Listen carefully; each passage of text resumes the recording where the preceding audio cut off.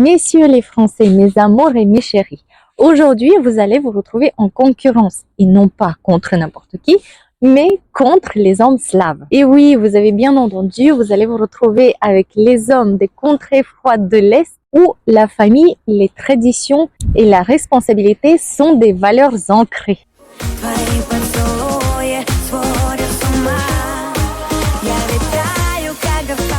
Deux mondes, deux visions de masculinité et deux approches de la relation de couple. Pourquoi cette vidéo? Eh bien, elle m'a été soufflée par deux femmes qui ont regardé mes vidéos YouTube. L'une d'entre elles me semble intéressée par les hommes slaves et une autre m'a suggéré que si un homme français veut conquérir une femme slave, il faudrait qu'il fasse connaissance avec sa famille et donc les hommes de sa famille. Et moi, de mon côté, j'ai trouvé carrément intéressant de mettre en concurrence les hommes français avec les hommes slaves, histoire de voir qui a vraiment les cartes en main quand il s'agit de séduire une femme slave et construire une relation sérieuse avec elle.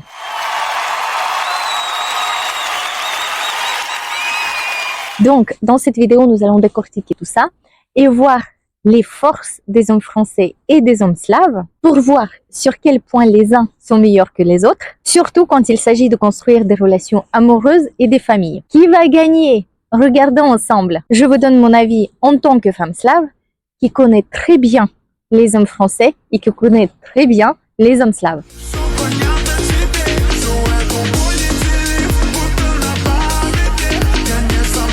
Premier duel, protection et générosité.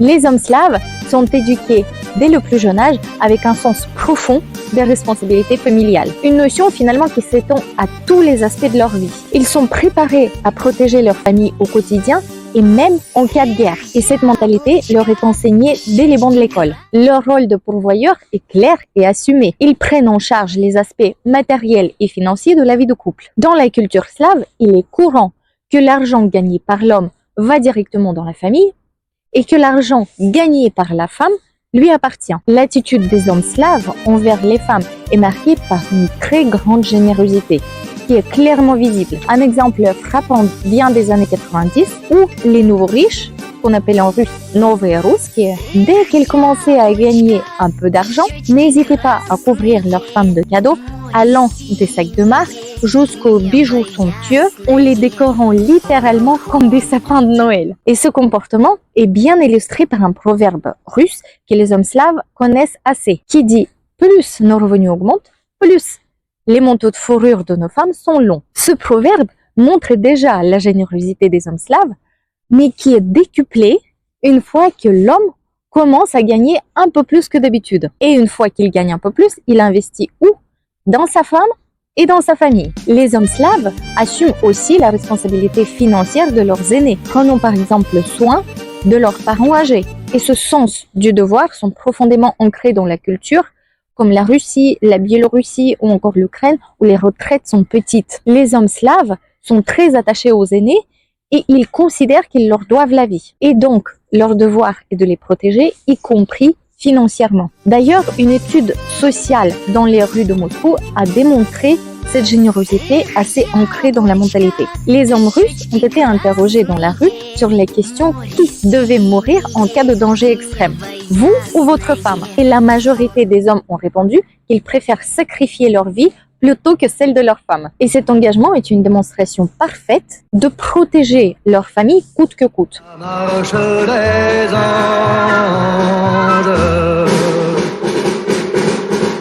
Et les hommes français alors? En comparaison, les hommes français adoptent plutôt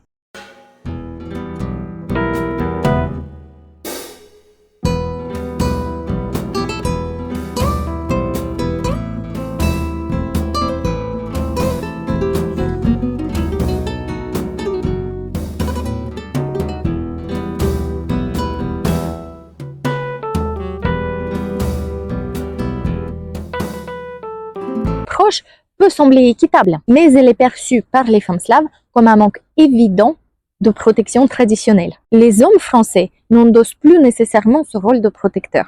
Et dans ce round 1, la victoire va aux hommes slaves. Славяне. Калинка, калинка, калинка моя, в саду ягода малинка, малинка моя. Et ça, pour leur sens aigu de devoir, leur générosité et leur rôle de protecteur au sein de la famille.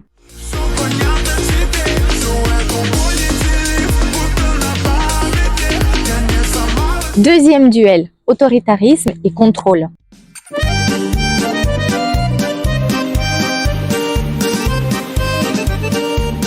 Les hommes slaves ont souvent une attitude autoritaire qui découle justement de leur rôle de protecteur de la famille. Ils cherchent à contrôler tous les aspects de la vie familiale pour assurer la protection et la stabilité. Pour eux, être à la tête de la famille implique prendre des décisions importantes et veiller finalement à la sécurité de tous ses proches. Cette volonté de contrôle, bien qu'exprimée d'une manière autoritaire, est en fait le reflet de leur volonté de protéger ceux qu'ils aiment. Et les femmes slaves sont habituées à ce type de comportement. Elles créent souvent des ruses élégantes pour contourner cette autorité et éviter les conflits. En fait, les femmes slaves savent mener leur mari à penser que toutes les décisions viennent d'eux, alors qu'en réalité, ce sont les femmes qui les ont suggérées de manière indirecte. Et c'est cette finesse qui permet aux femmes slaves d'influencer les choix de leurs partenaires, tout en préservant le sentiment d'autorité et de leadership des hommes dans le couple. Par exemple, une anecdote de ma famille. Mon grand-père n'aimait pas la viande de cheval.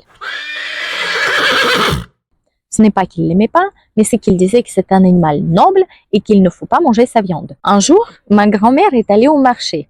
Mon grand-père lui dit « Aksana, achète du bœuf, n'achète pas du cheval. » Ma mamie a dit « Oui, oui, mon chéri, ne t'inquiète pas. » Mais manque de bol, elle n'a pas trouvé de bœuf et elle a trouvé que du cheval. Eh bien, plutôt que de créer une dispute inutile,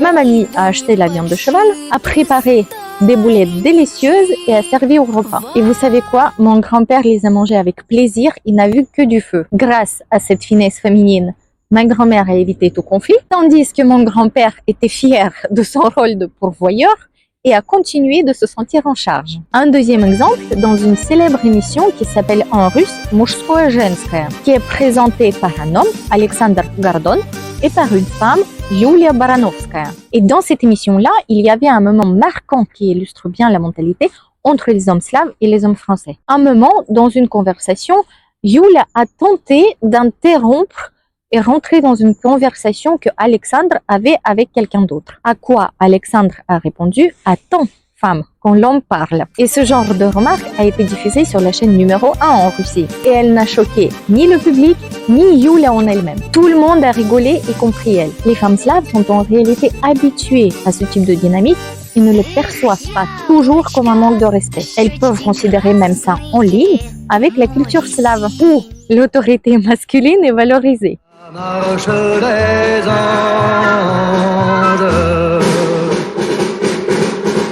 Et les hommes français alors dans ce duel? Les hommes français, quant à eux, adoptent une approche plus égalitaire dans les prises de décision au sein d'un couple. Leur attitude est finalement marquée par une volonté de compromis. Et c'est cette vision d'égalité au sein d'un couple qui rend la vie beaucoup plus agréable à l'intérieur de la famille. Les hommes français préfèrent éviter les relations où une personne domine l'autre. Ils considèrent que l'amour et le respect passent par un partage équitable des décisions. En France, le type de commentaire qu'a fait Alexandre Gardon serait perçu comme extrêmement choquant. Ce type de remarque serait immédiatement associé à un manque de respect et pourrait provoquer une vive réaction parce que les Français privilégient une communication collaborative au sein d'un couple. Et ce round 2 va aux hommes français.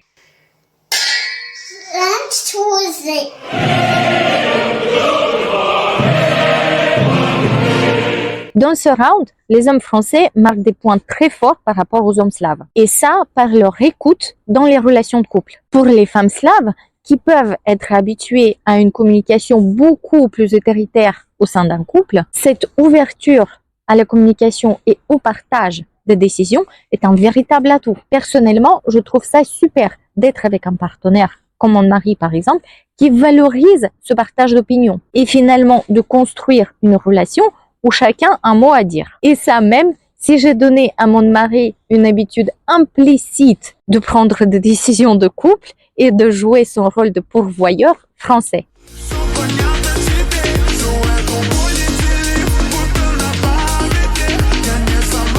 Troisième duel. Travail, détermination et débrouillardise.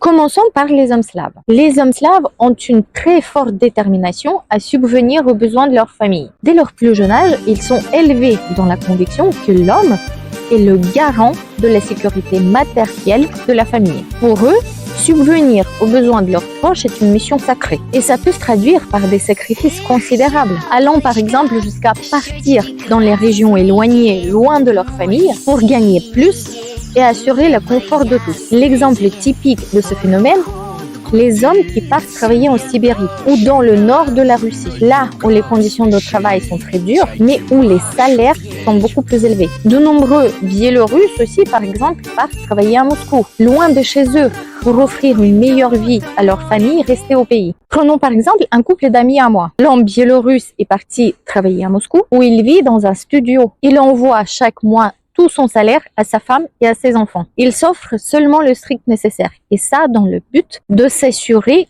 que sa famille ne manque de rien. Un autre aspect de cette culture de travail, c'est ce qu'on appelle le système de Varta en Russie, un mode de travail typiquement slave. Ce système repose sur les périodes de travail prolongées dans les zones souvent isolées, suivies de longues périodes de repos. Les travailleurs sont souvent logés dans les conditions rudimentaires, mais sont très bien rémunérés justement pour compenser ce manque de confort et d'éloignement de leur famille. Dans la culture slave, il est inconcevable que la famille se serre la ceinture. Si les finances sont serrées, c'est à l'homme de trouver des solutions et augmenter les revenus, quitte à travailler encore plus dur. Et les hommes slaves ne s'épargnent pas. Ils voient ça comme leur responsabilité personnelle, quitte à s'épuiser physiquement et mentalement. Et la débrouillardise est une qualité encore très importante chez les hommes slaves. Ils n'hésitent pas à réparer, à bricoler, à entretenir la dacha, les maisons de campagne. Ils sont finalement le plus souvent les hommes à tout faire et ont les mains en or. Et ce sens pratique, ces capacités à trouver des solutions face aux imprévus, leur engagement à améliorer le quotidien de leur famille sont particulièrement appréciés et valorisés par les femmes slaves.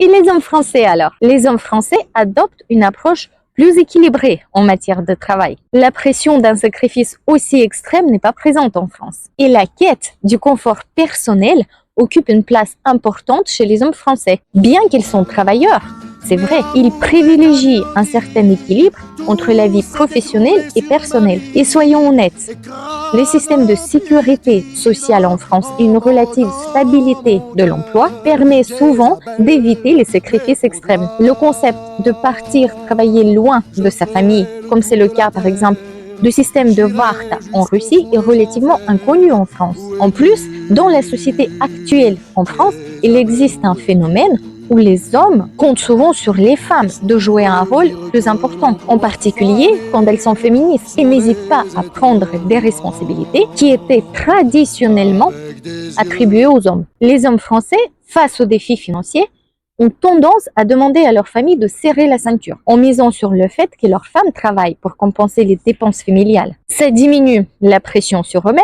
et les rend moins pourvoyeurs. Souvent, quand les finances sont serrées, au lieu de partir travailler loin de leur famille, ils préfèrent leur confort personnel. Et pour les femmes slaves, cette attitude peut sembler comme une faiblesse ou un manque de détermination pour assurer le bien-être de la famille. Dans ce round, l'avantage va aux hommes slaves. Славяне. Калинка, калинка моя, в саду ягода малинка, малинка моя. Pourquoi? Eh bien parce que pour les femmes slaves, la détermination des hommes slaves à assurer le confort de la famille coûte que coûte est perçue comme un acte de dévouement profond.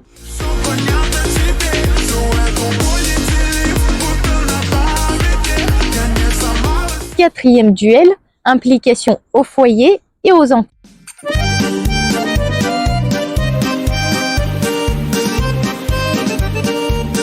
Commençons par les hommes slaves. Les hommes slaves sont souvent moins participatifs à la gestion de foyer et aux enfants. Et bien qu'ils veulent bien faire, leur implication n'arrive pas à la hauteur des hommes français. Par exemple, mon grand-père tous les matins balayer par terre. Mais il balayait tellement bien que la poussière se retrouvait dans l'air pour retomber ensuite dans le sol. Même chose dans la cuisine. Bien que mon frère cuisine, mon père aussi, et les maris de mes copines aussi, mais c'est souvent bien moins réussi que chez les hommes français, et surtout, il y en a partout après leur passage. En Russie, malgré la volonté des hommes slaves, la cuisine reste le domaine des femmes. Et comme on a vu, quand les hommes slaves tentent de cuisiner, ça reste bien moins performant que chez les Français. Un autre exemple. Un matin, mon père m'a servi au petit déjeuner la soupe avec un verre de champagne. Il m'a dit que c'est pour trinquer à mon arrivée. Oh, au petit-déj, s'il vous plaît. Ça montre bien qu'il n'a pas l'habitude de préparer les repas ou de s'occuper des tâches domestiques, comme par exemple les hommes français. Dans ma famille, en revanche, il y a deux hommes qui se sont remarqués particulièrement. Le premier, c'est mon grand-père paternel, qui repassait mes langes quand j'étais bébé. Je suis née en 85 et à l'époque, avant la chute du RSS, il n'y avait pas de couche. Et mon grand-père paternel accomplissait la tâche de repassage magnifiquement bien, tellement bien qu'il n'y avait aucun pli. La grand-mère s'en souvenait toute sa vie.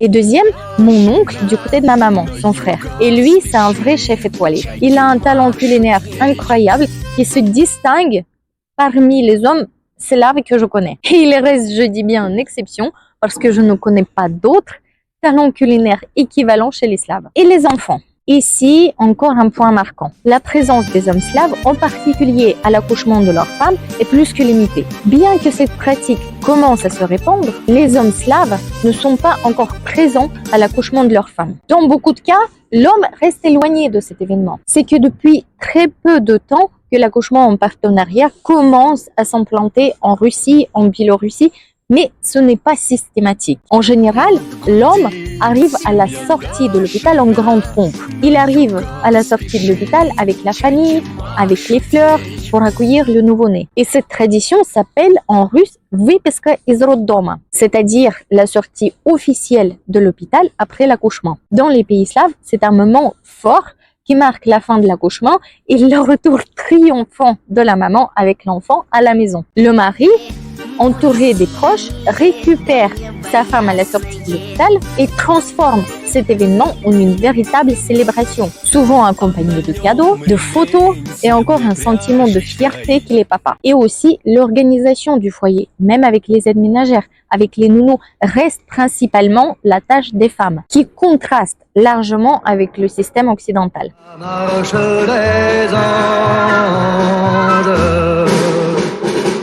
Et les hommes français alors? Eh bien, les hommes français sont très impliqués dans le foyer. Depuis plusieurs générations, les hommes français sont des excellents cuisiniers. La cuisine en France fait partie de la culture familiale. Les hommes prennent plaisir à préparer les repas. Et souvent, les repas préparés par les hommes français sont un vrai délice. En plus, en France, les hommes assistent à l'accouchement de leur compagne. Selon les statistiques, 80% des hommes français assistent à l'accouchement de leur femme. Et ce phénomène est désormais bien ancré. De nombreux hommes veulent être présents pour soutenir leur femme dans ce moment important.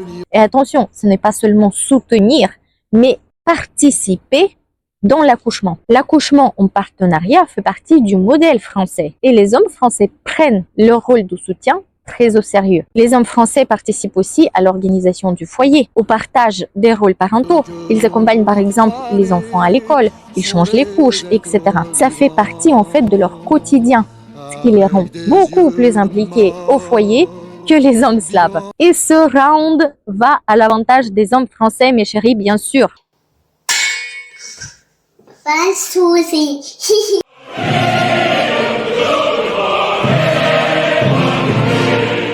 Les hommes français se distinguent par leur implication dans la vie familiale, tant dans la cuisine qu'auprès de leurs femmes pendant l'accouchement et aussi dans l'organisation de foyer. Les hommes français en réalité offrent un système familial que les femmes slaves apprécient énormément.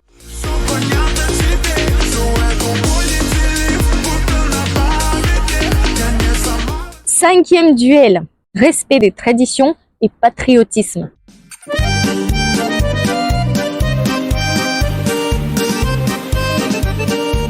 Commençons par les hommes slaves. Les hommes slaves sont élevés dans un environnement où le patriotisme et le respect des traditions occupent une place centrale. Dès leur plus jeune âge, ils sont immergés dans les valeurs nationales très fort. Et ça, à travers le système éducatif et aussi à travers des célébrations publiques, comme par exemple l'emblématique 9 mai à la Place Rouge. Ils apprennent dès le plus jeune âge à honorer leurs racines et leur héritage culturel. Le respect de la famille, de leurs ancêtres, des coutumes est une part fondamentale de leur identité. Et leur patriotisme ne se limite pas au discours. Ils se distinguent par un engagement profond envers leur patrie, qu'il soit symbolique ou malheureusement tragiquement réel. Les hommes slaves ont été témoins de guerres et de conflits à presque chaque génération. Qu'il s'agisse de la Révolution, de la Seconde Guerre mondiale, de la guerre en Afghanistan, les 2 guerres tchétchènes ou encore le conflit actuel en Ukraine. Et dans le dernier conflit,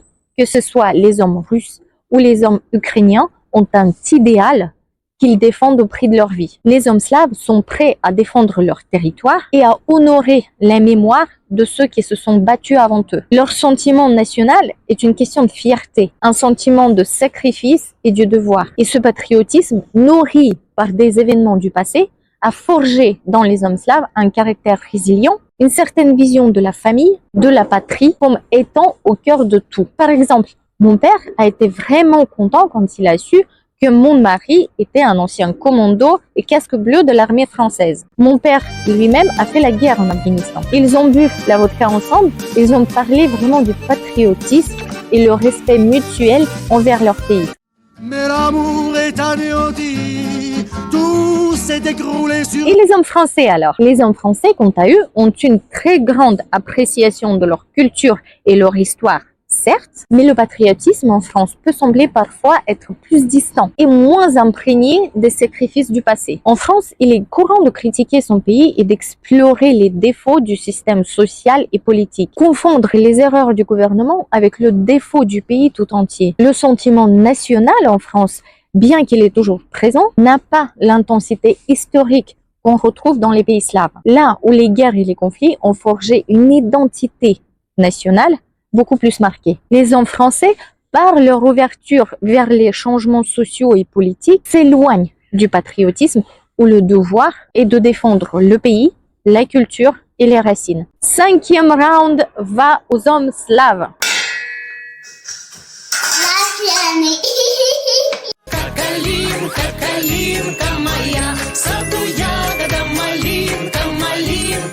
Et ça, pour leur sens de patriotisme et de défense de leurs racines, parfois au prix de leur vie, qui est perçu comme très sensuel et viril par les femmes slaves.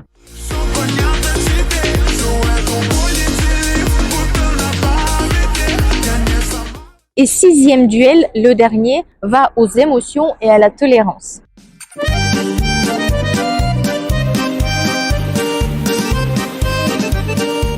Commençons par les hommes slaves. Les hommes slaves sont des figures souvent très dures et masculines. Ça fait partie intégrante de leur éducation et de leur culture. Depuis leur enfance, ils sont plongés dans un environnement qui valorise la force physique, le contrôle de soi et à la capacité d'affronter les difficultés sans fléchir. Dans leur mentalité, l'expression des émotions, surtout des émotions comme la peur, comme la tristesse, est perçue comme un signe de faiblesse. L'idée qu'un garçon ne pleure pas est toujours présente dans la mentalité slave. Ce qui fait que beaucoup d'hommes ont du mal à exprimer leurs sentiments, surtout vis-à-vis de leurs femmes. Ils préfèrent exprimer leur amour par des gestes concrets. Par exemple, prendre soin de leur famille, être de soutien financier ou logistique et protéger le foyer. Mais ils expriment rarement leurs sentiments profonds de manière verbale. Cette réserve émotionnelle peut être perçue comme une forme de masculinité. Certes, mais elle peut aussi entraîner des tensions à l'intérieur d'un couple. Pourquoi? Parce qu'une femme slave, en général, aime avec les oreilles. Et si un homme n'exprime pas ses émotions de manière verbale, parfois, elle peut même se sentir délaissée dans un couple. Ce manque d'expression des émotions de manière verbale peut aussi entraîner des problèmes de santé. Par exemple, en Russie, en Biélorussie, il y a beaucoup de crises cardiaques chez les hommes. Le fait que les hommes n'expriment pas les sentiments de manière verbale entraînent souvent des stress chroniques à force de garder tout pour eux. Un exemple, ma copine biélorusse avait suggéré à son mari de consulter un psychologue pour régler leurs problèmes de couple. Pour lui, cette idée était impensable. Dans sa culture, demander de l'aide extérieure, surtout pour les problèmes personnels ou relationnels, est souvent perçu comme un signe de faiblesse et pas comme une solution pour améliorer les choses. Et enfin, les hommes slaves étant très traditionnels peuvent avoir aussi des visions très strictes des rôles de genre, ce qui se traduit parfois par des intolérances envers des communautés comme LGBT. Dans leur culture, sortir des attentes traditionnelles est mal vu. Par exemple, mon père, mon frère, les maris de mes copines ne tolèrent pas les LGBT. Ils ne comprennent pas, ils n'admettent pas. Un exemple frappant de cette incompréhension de la communauté LGBT par les hommes slaves est illustré par le président biélorusse Alexandre Loukachenko. Il a déclaré tout simplement lors d'une interview qu'il vaut mieux être dictateur que gay. Et dans une autre de ses interviews, il avait dit que si deux femmes sont ensemble, c'est que c'est la faute à nous les hommes, c'est que nous n'arrivons pas à répondre à leurs besoins. Et pour les hommes homosexuels, il avait simplement dit « Sviat Sviat », une expression religieuse qui veut dire que Dieu nous protège. Ces déclarations reflètent finalement une profonde incompréhension des rôles et des choix en dehors du modèle traditionnel. Il souligne un conservatisme, une rigidité des mentalités, surtout sur les questions de genre et d'orientation sexuelle dans la société slave, surtout chez les hommes. Mais l'amour est anéanti, tout s'est écroulé sur ma vie. Et les hommes français alors? Eh bien, les hommes français sont en général beaucoup plus à l'aise avec l'expression des sentiments. Depuis plusieurs années, la société française encourage une masculinité plus douce et plus ouverte. Une masculinité où la vulnérabilité et la capacité à exprimer les sentiments sont vues comme des qualités positives. Pour les hommes français, il n'est pas rare de dire « je t'aime », de parler de leurs inquiétudes ou même montrer la tristesse quand c'est nécessaire. Et cette capacité de se montrer plus ouvert et communicatif est un vrai atout dans une relation. Pourquoi? Parce que ça crée une meilleure compréhension mutuelle et une plus grande complicité de couple. Et les femmes slaves apprécient énormément cette transparence. Pourquoi? Parce que ça facilite la gestion des conflits et favorise un climat de confiance. Aussi, en France, il est plus courant de trouver les hommes qui soutiennent et acceptent les communautés telles que LGBT. Les Français considèrent l'égalité et des choix individuels comme des valeurs fondamentales. Dans la société française, l'idée de liberté personnelle et des droits de chacun est bien ancrée et la majorité des hommes ne se sentent pas menacés par les choix de vie qui diffèrent des normes traditionnelles. Et cette ouverture permet non seulement de réduire les préjugés, mais aussi créer un climat d'acceptation et de dialogue, que ce soit au travail, dans le cercle familial ou dans la société en général. Les hommes français contribuent à créer finalement une atmosphère où les différences sont mieux comprises et mieux acceptées. Et dans ce 6e round, la victoire est aux hommes français. Thanks to Wizzy.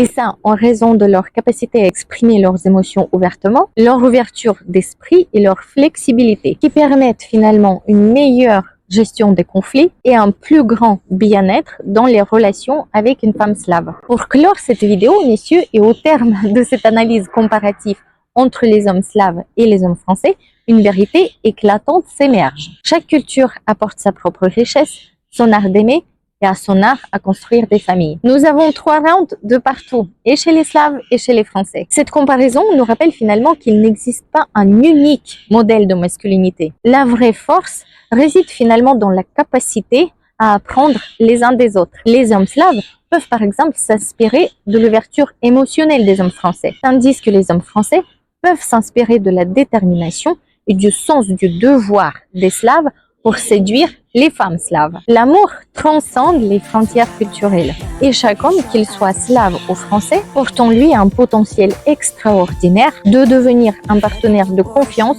pour une femme slave. C'est précisément cette diversité qui rend les relations interculturelles si passionnantes et enrichissantes.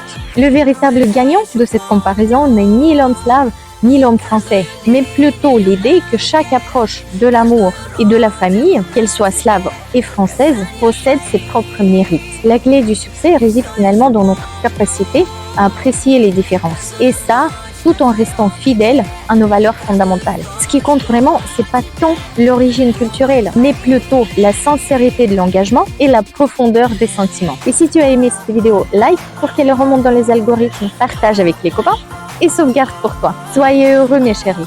À bientôt.